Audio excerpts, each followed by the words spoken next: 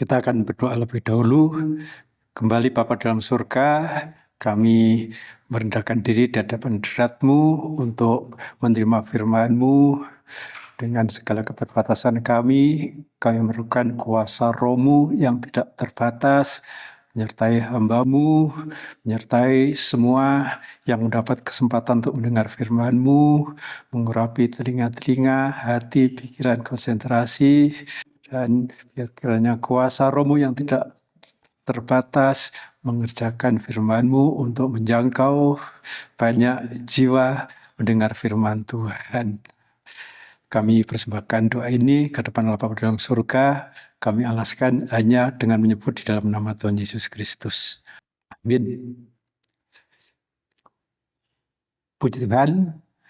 Salam sejahtera dalam nama Tuhan Yesus. Kembali kita mendapat kesempatan untuk menerima firman Tuhan. Dan kesempatan pagi hari ini saya akan menyampaikan bagian firman Tuhan yang sehubungan dengan tipu muslihat iblis. Kalau kesempatan yang lalu firman Tuhan sudah menunjukkan bahwa tipu muslihat iblis itu berhasil memperdayakan hamba Tuhan yang besar, itulah Musa, sehingga melakukan hal yang tidak menghormati kekudusan Tuhan dan juga tidak mempercayai firman Tuhan, dan berakibat Musa tidak diperkenankan oleh Tuhan memimpin umat Israel memasuki tanah perjanjian yang berada di seberang sungai Yordan. Untuk kesempatan ini saya masih juga akan menyampaikan bagian firman Tuhan yang berbicara soal tipu muslihat iblis. Kita akan baca lebih dahulu firman Tuhan dari surat Ibrani, pasalnya yang ketiga, ayatnya yang ke-9 sampai ayat 13. Ibrani 3 ayat 9 sampai 13. Di mana nenek moyangmu mencobai aku dengan jalan menguji aku, sekalipun mereka melihat perbuatan-perbuatanku 40 tahun lamanya. Itulah sebabnya aku murka kepada angkatan itu dan berkata, selalu mereka sesat hati dan mereka tidak mengenal jalanku, sehingga aku bersumpah dalam murkaku, mereka takkan masuk ke tempat perhentianku. Waspadalah, hai saudara-saudara, supaya di antara kamu jangan terdapat seorang yang hatinya jahat dan yang tidak percaya oleh karena ia murtad dari Allah yang hidup.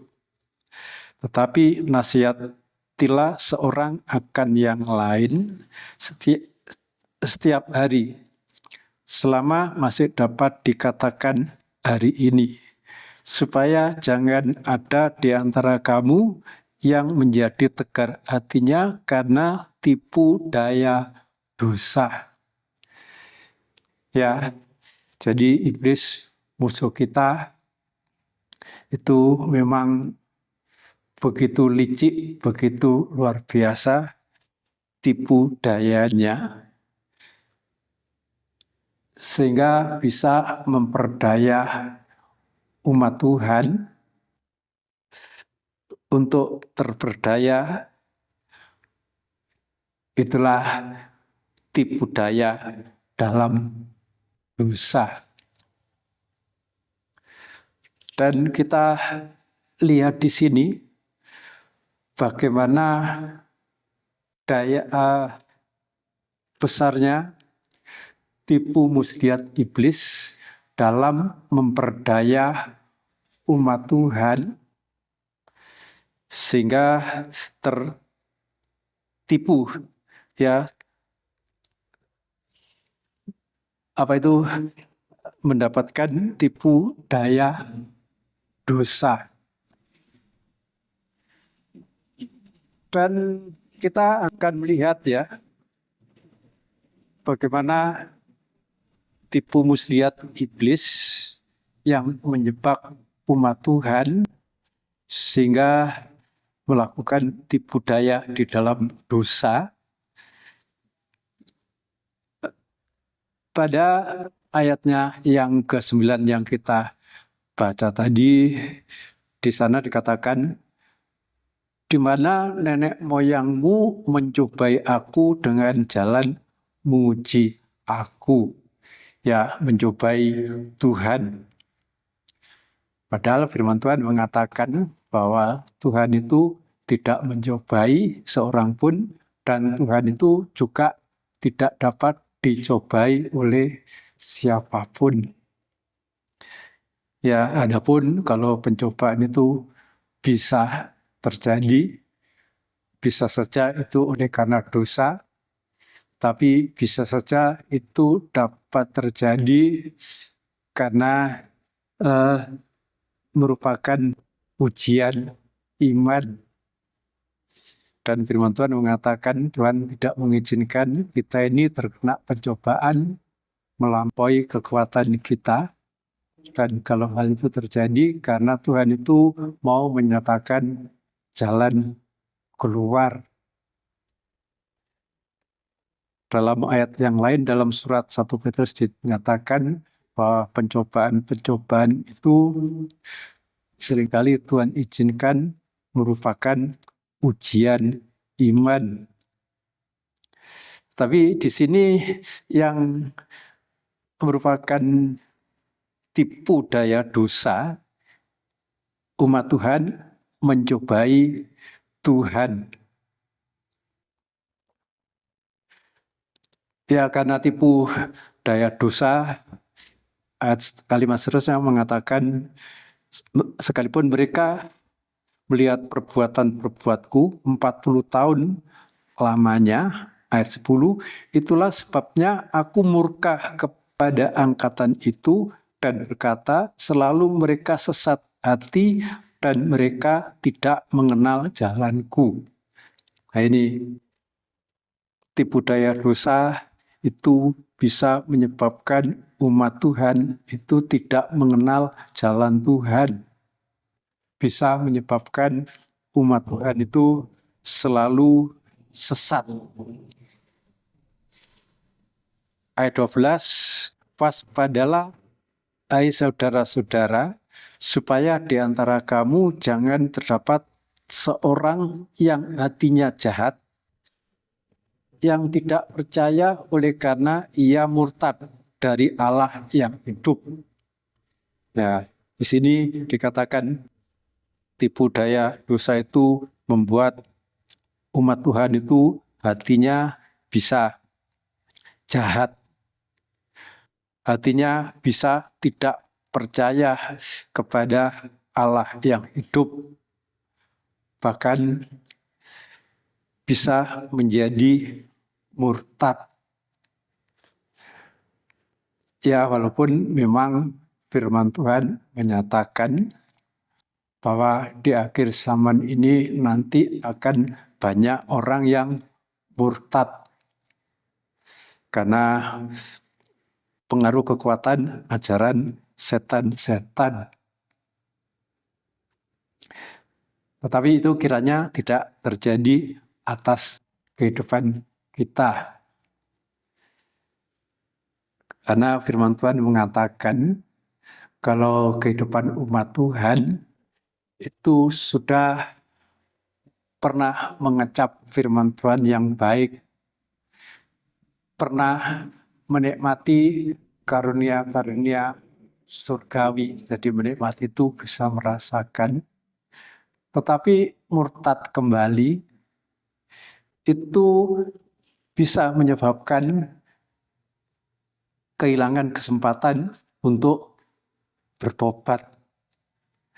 Dan kalau kehidupan itu tidak mendapat kesempatan lagi untuk bertobat, maka yang akan terjadi itulah hukuman, itulah api neraka yang sangat mengerikan. Dan ini juga yang dikerjakan oleh iblis sebagai ahli tipu muslihat yang membuat hati umat Tuhan itu terperdaya oleh tipu muslihat dosa. Ayat 13, tetapi nasihatilah seorang akan yang lain setiap hari, selama masih dapat dikatakan hari ini, supaya jangan ada di antara kamu yang menjadi tegar hatinya karena tipu daya dosa. Ya, jadi tipu daya dosa itu bisa membuat orang percaya, umat Tuhan itu hatinya menjadi tegar. Nah, kalau hal ini terjadi pada orang yang ada di luar Tuhan, ya memang itulah keadaan mereka. Ya, sebagai perbandingan kita akan baca dalam surat 2 Korintus. Surat 2 Korintus.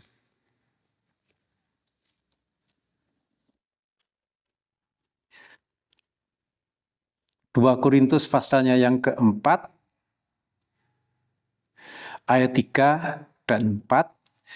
Jika Injil yang kami beritakan masih tertutup juga, maka ia tertutup untuk mereka yang akan binasa, yaitu orang-orang yang tidak percaya, yang pikirannya telah dibutakan oleh ilah zaman ini, sehingga mereka tidak melihat cahaya Injil tentang kemuliaan Kristus yang adalah gambaran Allah.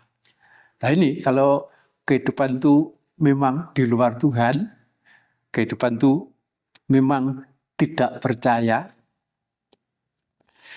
di mana hatinya telah dibutakan oleh ilah zaman ini, oleh penguasa-penguasa kegelapan roh jahat, yaitu memang kehidupan mereka dan sebagai akibat akan mengalami kebinasaan karena tidak bisa mempercayai Injil firman, di mana Injil firman itu menyatakan kemuliaan Kristus. Karena memang mata hatinya sudah dibutakan oleh ilah zaman ini,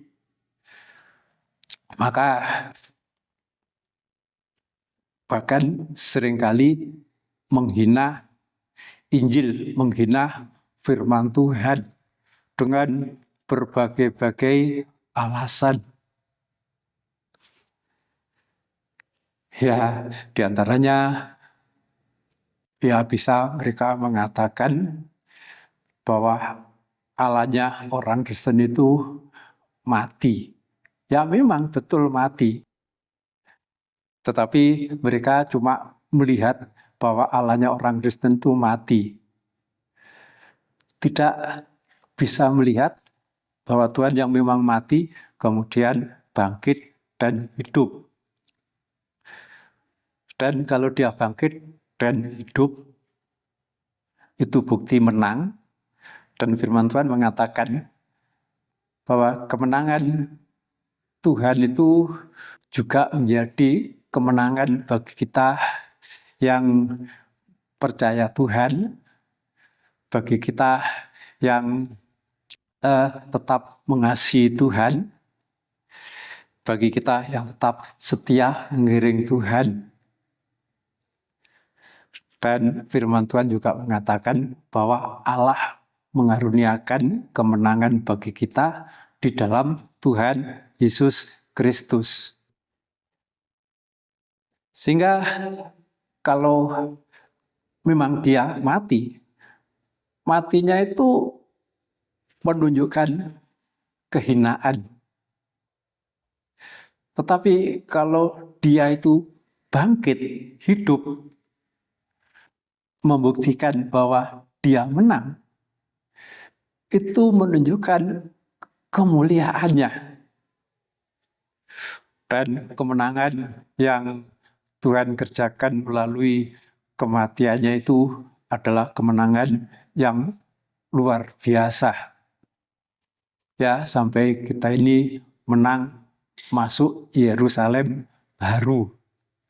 Dalam kitab Wahyu, di sana dikatakan bahwa orang yang menang akan mewarisi semuanya itu. Jadi pengertian kemenangan di dalam Tuhan Yesus melewati proses kematian, kebangkitannya itu bukan saja kemenangan untuk kita ini bisa mengatasi pergumulan-pergumulan hidup, permasalahan-permasalahan hidup yang terjadi atas kehidupan kita. Tapi puncak kemenangan kita akan dilayakkan, diperkenan untuk masuk kota Yerusalem baru. Ya, inilah yang harus kita waspadai. Sehingga kalau kita kembali pada Ibrani pasalnya yang ketiga tadi, ayat 12, waspadalah, hai saudara-saudara, supaya di antara kamu jangan terdapat saudara yang hatinya jahat, yang tidak percaya oleh karena ia murtad dari Allah yang hidup. Ini merupakan peringatan yang sangat keras untuk kita ini waspada. Mewaspadai diri sendiri. Supaya kehidupan ini tidak sampai terperdaya oleh iblis, yaitu dengan melakukan tipu daya dosa. Dan kalau kita lihat dari bagian-bagian yang kita baca tadi, sungguh-sungguh luar biasa.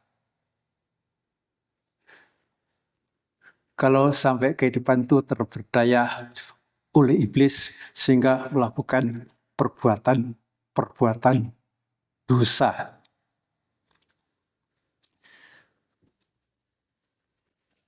Kalau kita kembali perhatikan pada ayatnya yang ke-9,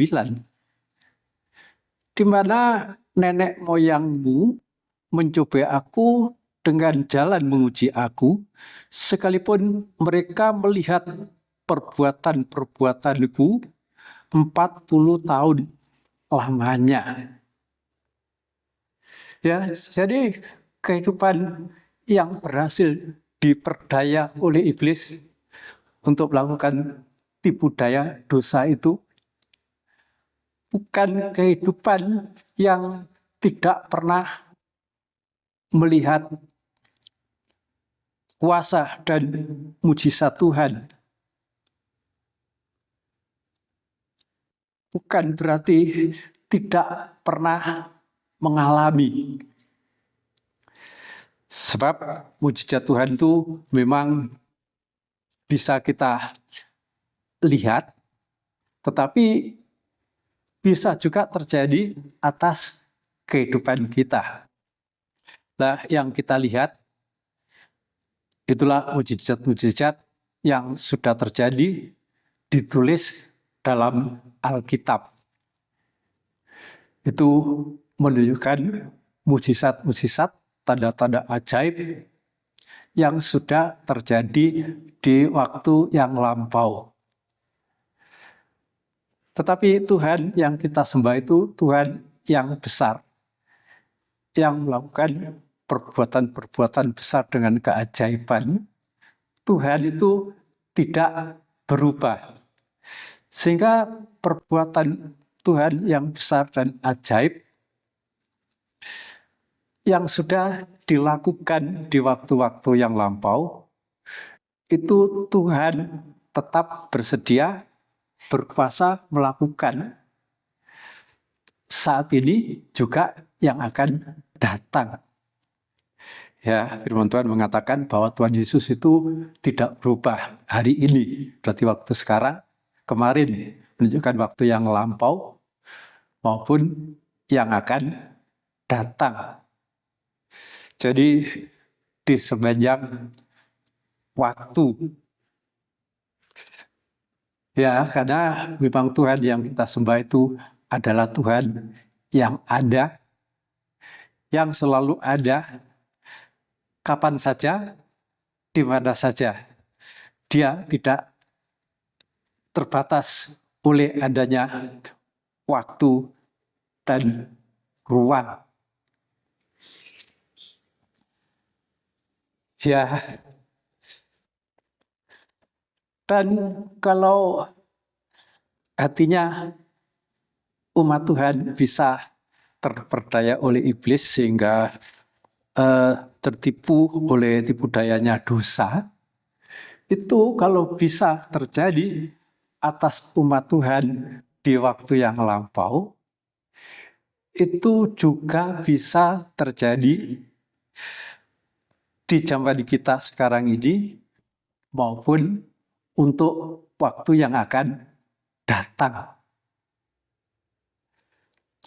Ya, sehingga kalau ayat ini mengatakan waspadalah, ini menjadi peringatan bagi kita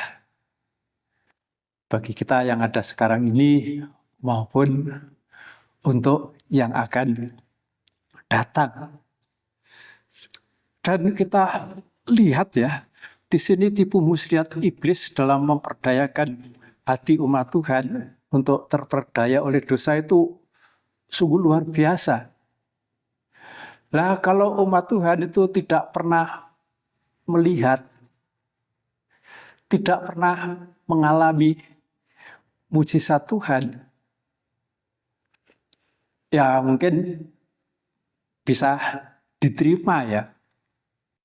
Tetapi kalau mereka itu sudah mengalami, ya pada ayatnya yang kita baca tadi, 40 tahun. Kan berarti sangat-sangat banyak mujizat-mujizat yang mereka alami. Kalau kita perhatikan, waktu mereka keluar dari Mesir, mereka itu sudah melihat 10 tulah yang menimpa Mesir. Tetapi orang Israel sendiri tidak tertimpa oleh satupun dari tulah itu. Berarti mujizat yang luar biasa sudah terjadi. Dan kemudian waktu mereka keluar dari Mesir, harus melalui atau menyeberangi Laut Teberau, itu juga terjadi mukjizat yang sungguh luar biasa, ya, di mana Tuhan mengeringkan Laut Teberau sehingga mereka bisa berjalan di dasar laut dalam keadaan yang kering. Kemudian mereka melihat Firaun dengan tentaranya yang mengikuti mereka ditenggelamkan oleh Tuhan di dalam laut. Dan itu dalam kitab Keluaran pasal 14 juga dinyatakan sebagai perbuatan Tuhan yang ajaib. Dan ini merupakan mujizat yang sungguh-sungguh luar biasa. Mungkin di sepanjang sejarah perjalanan kehidupan manusia, hanya sekali itu terjadi mujizat Tuhan mengeringkan laut hanya dalam waktu sekejap. Ini orang Israel langsung mengalami. Tidak lama kemudian mereka tiba di suatu tempat yang namanya Mara. Mara itu artinya pahit. Memang di situ airnya pahit, tidak bisa diminum. Tetapi Tuhan mengadakan mujizat. Ya, mereka membawa ke Elim, tempat di mana ada sumber mata air. Tidak lama kemudian, ya, mereka itu sampai di padang gurun Sin. Mereka mengalami permasalahan yang menyangkut roti. Itu Tuhan mengadakan pertolongan secara ajaib. Ya, dengan Tuhan mendatangkan mana. Dan setelah itu mereka alami, ditolong oleh Tuhan. Kemudian sampai di Rafidim, di situ terjadi lagi permasalahan, tidak ada air yang dapat diminum. Sehingga mereka bersungut-sungut, dan di situ Tuhan mengadakan mujizat yang luar biasa, di mana air dikeluarkan oleh Tuhan dari bukit batu. Dan kalau itu kita perhatikan dalam kitab Mazmur, pasalnya yang ke-136, itu merupakan perjalanan di padang gurun dari Mesir, atau mengeluarkan umat Israel itu keluar dari Mesir. Nah, setelah itu kan mereka itu ada di Sinai. Di Sinai lumayan lama.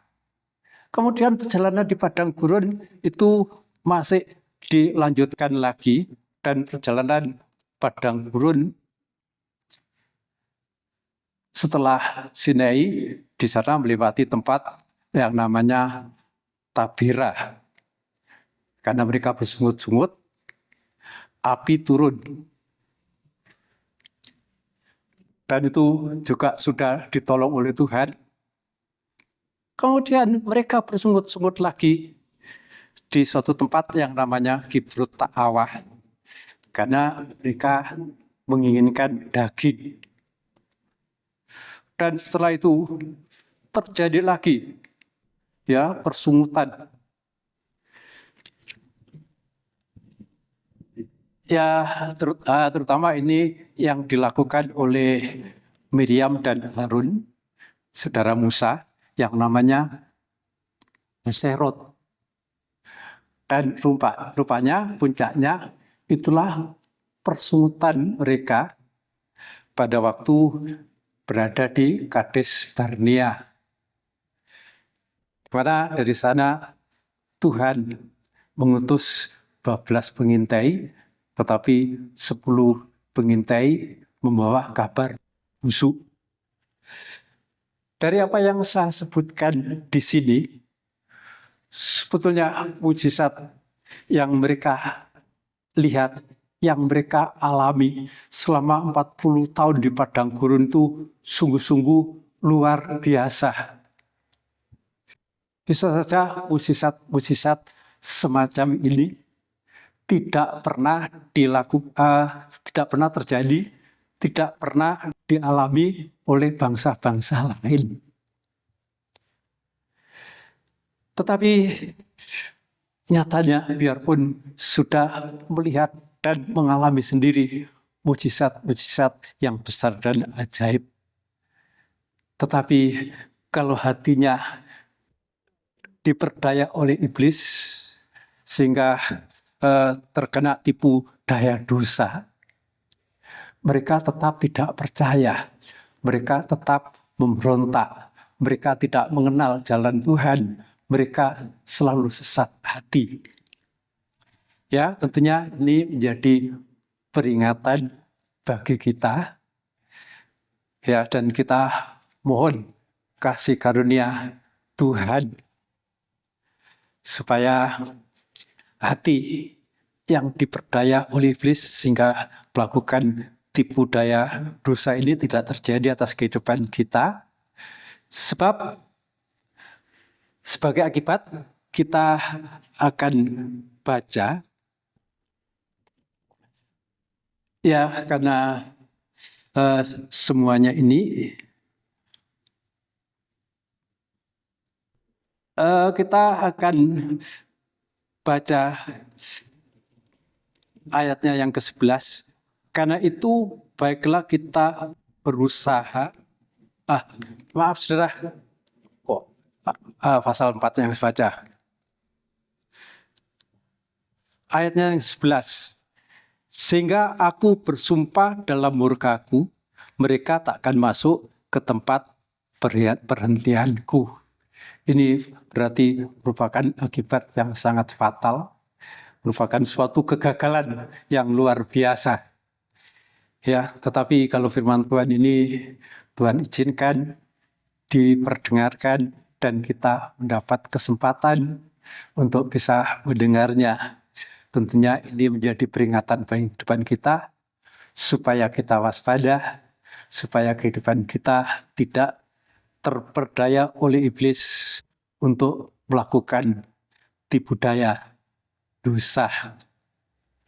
Ya Tuhan memberkati. Kita akan berdoa kepada Tuhan. Syukur, terima kasih kami persembahkan ke hadapan Bapa dalam surga. Kau yang kami sembah, Tuhan yang baik, yang kasih setianya tidak berkesudahan.